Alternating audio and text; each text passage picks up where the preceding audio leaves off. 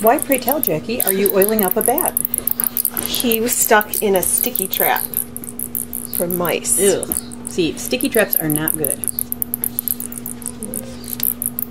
And so we have to put a little warm oil on him to emulsify the substance from the sticky trap, and then he's going to have to get bathed just like an animal that came in oiled from many other things. And he's not happy about it. And I can't say I blame him.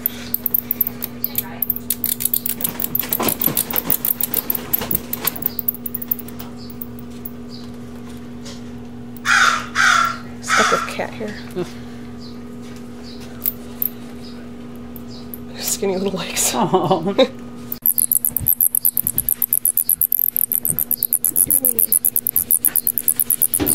The extra challenge with washing something like a bat is having to not just have on the rubber gloves to protect us from the oils, but having on leather gloves underneath those to protect us from getting bit.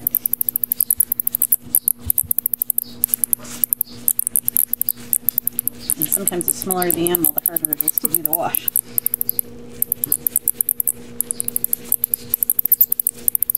Sorry, buddy. Oh, yeah. Can't say I blame you, bud. Okay.